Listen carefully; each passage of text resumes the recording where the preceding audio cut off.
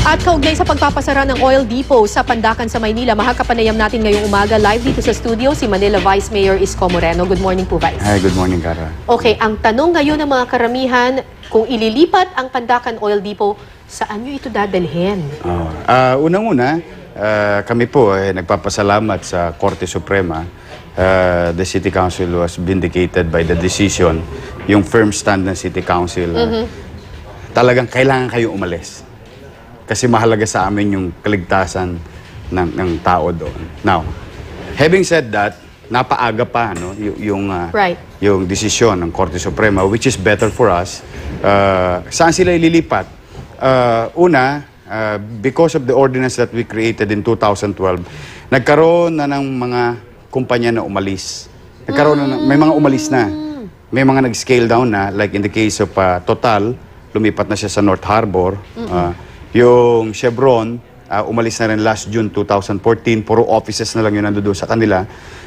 Petron, scaling down, dinevelop nila yung Limay Bataan nila na depot. Dinevelop nila yung kanilang Cavite, Rosario Cavite depot.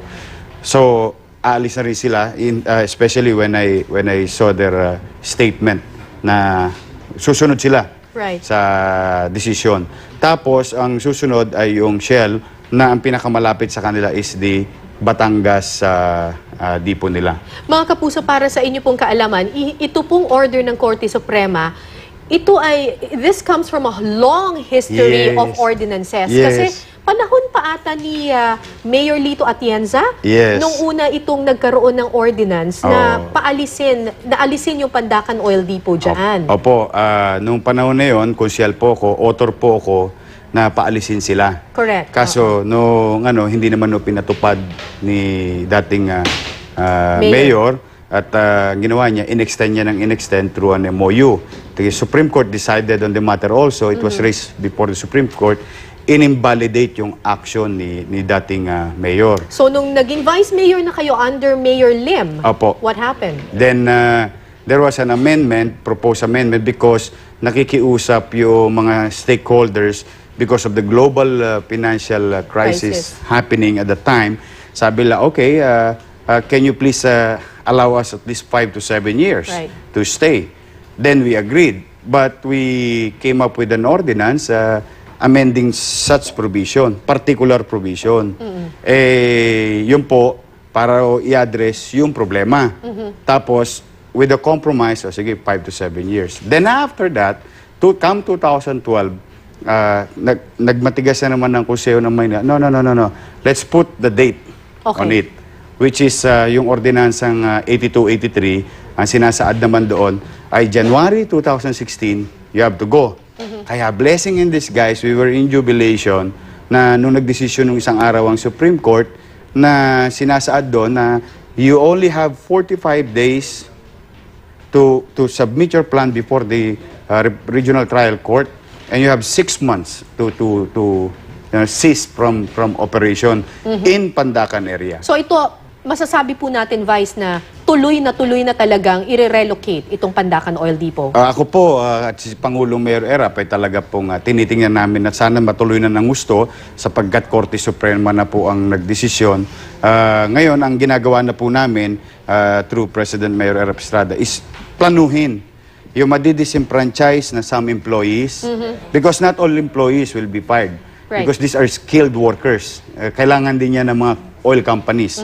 Tapos, paano mabibigyan ng kasiguraduhan yung mga kababayan naming naninirahan sa gilid ng oil depot? So, yung housing project. Then, President Mayor Erap Estrada and I came up with an idea on in-city vertical housing program. So, it can be in Manila, and we have a property in Marikina, about 23 hectares of open space. Pwede kami mag-build ng vertical housing program. To address yung mga tatamaan kasi may mga nakikinabang din dyan ng mga kababayan natin mahihirap. So, tapos, through some legislation, nagtotalk na ngayon si President Mayor Estrada sa ibang sector, yung mga developer, to develop the entire 30 plus hectares na property. Assuming na nabakate na yon at flatten na siya because it is now a commercial and can be amended later on as mixed-use zoning yung Okay. area. Commercial, corporate, and residential. Alright, so yung ibang oil companies na dating nasa Pandacan Oil Depot, lumipat na sa North Harbor. So, tama bang, if I'm following your train of Apo. thought, ililipat ang Pandacan Oil Depot sa North Harbor? Some of them left Pandacan already because of our firm stand. Lumipat na sila dito sa may North Harbor Center. Malayo po yun. Tatawid pa ng highway bago makatawid sa community. That's one. Chevron, I don't know kung saan sila lilipat. But yung si Petron, some of his operation will be transferred. Sinabi nila based sa kanilang statement, dito sila sa portion ng port. Pero sila, yung major transfer nila is Limay, Bataan at saka sa Rosario, Cavite. Ang ano naman, ang Shell is ano naman sila, nasa Batangas talaga ang main hub nila. So, sa madaling sabi ay hindi na magiging centralized katulad nung dati na nasa Pandacan lahat. Apo. Ngayon, meron na sa North Harbor, meron sa ibang port, meron sa Limay, Bataan, meron sa Batangas, meron sa Cavite. Opo, kasi po matagal po talagang pinag-aralan yan dahil ang logic behind it is paano mapapabilis ang pag-deliver ng langis sa about 1,800 na gas station sa buong Metro Manila. Because Pandacan is addressing the needs of Metro Manilans and at the same time, Pandacan is supplying the aviation fuel sa ating airport. Kaya nga, di ba, there was a time yung sa truck ban namin, exempted ang mga fuel products for the simple reason to address the growing tourism, yung mga anong tawag yan, dami ng taong pumapasok sa airport natin. So, ang daming demand ng aviation fuel. At ang aviation fuel kasi, mga one day lang ang supply niyan. Good for one day. So, kailangan niyan i-replenish. So, yun yung mga reason. Pero pag nakita mo siya, medyo strategically located siya. Plus, So kahit sabihin mong nasa Bataan, nasa Rosario, itong mga oil depot na paglilipatan, strategic pa rin siya, hindi siya malayo doon sa nagsiservisyohan? Yes, ma'am. Kasi Cavite is considered as GMA, no?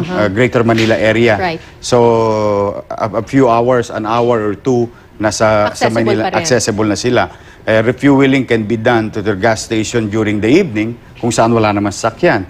So, malaking bagay yung ano. I mean, para sa amin, after all those years of struggle na pinaglalaban namin yung kaligtasan ng mga tao doon sa Pandacan at marami na mga study na talagang napapanahon naman na siya na Right. ilipat naman talaga siya somewhere else. Pero yun nga, Vice, ang sinasabi kasi ng Department of Energy, na kapag sinara daw sa Pandacan, syempre magkakalat-kalat na, mapupunta na sa iba't ibang lugar yung mga oil depot ng iba't ibang companies. Tataas daw ang presyo ng langis dahil daw yung delivery mas malayo na, manggagaling na ng Cavite. Do you agree with this? Sabi niyo kanina, strategic nga yung position. I may agree to the Secretary. I respect his opinion. He knows better than me Right. with regard to regulating the price, the control of ng price ng crudo. But this thing did not happen just yesterday. Correct. So, marami ng pag-aaral, cost of construction, cost of transfer.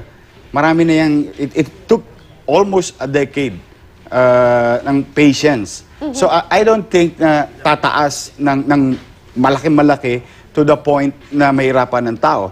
That's one.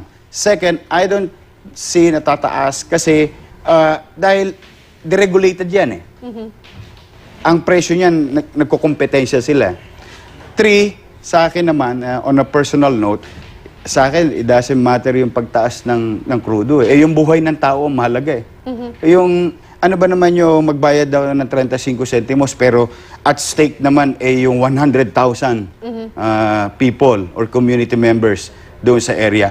Plus the fact that it was stated during the discussion, during the public hearing sa mga stakeholders, that yung Malacanang is 2 kilometers away, that if I may borrow the statement of the resource person, ng PSG at the time, is that hindi namin maililipad ang Pangulo ng Bansa by air or hindi namin mailalabas by land pag nangyari yung aberya. Eh yun, presidente na ang dami ng security noon. What more si Juan de la Cruz sa taga-Pandacan? So ang primordial concern ng City Council is that, okay, while we had concession, while we talk to you, but at the end of the day, there must be a dot. Tuldok yan dapat. Hindi, kailangan na kayong umalis dyan. At saka kung sinasabi ninyo, Vice, na matagal na palang lumipat ng operations itong mga oil companies na ito, yung iba nasa Bataan na, at hindi naman tumaas yung presyo. So bakit tataas ngayon? Exactly, ma'am. So, yun yung pinupunto namin. Hindi nga yan nangyari overnight. There's a scaling down and nag-stop na yung operation ng iba. Yung iba pang small companies, na narinig naman natin yung mga kumpanya na yun, wala na silang operation, 5 years na. Pero tuloy-tuloy pa rin yung pagbibigay nila ng gasolina sa kanila mga gastos. At hindi naman tumaas ng ganun At kalaki hindi yung naman presyo. po tumaas. So, ngayon, ang challenge na ngayon sa Manila is how to develop that space. Yun na po, baka sa lokal na legislatura, may kakailanganin mga batas na makakatulong naman kami siguro sa private sector. But President Mayor Erap Estrada is now engaging to this industry, real property industry, to develop because we want to be competitive to Taguig. We cannot compete with Taguig. We cannot compete with Libis or dito Ayala UP Techno Hub. Mga bakanting lote anong araw because we don't have enough space. Okay. And I believe 5-10 years from now, City of Manila will be competitive. And the problem today of Manila sa unemployment rate namin, na kami may pinakamataas na unemployment sa buong Metro Manila, will be addressed in a matter of few years. And hopefully, it will be better. Kaya if I may borrow yung sinabi ni President Mayor, nagkakaroon ng economic boom sa sentro ng siyudad ng Maynila. And we're hopeful about it. Alright. Thank you. Maraming salamat po sa inyong oras. Vice Mayor Isko Moreno ng Maynila. Thank you, sir. Thank you. Salamat po.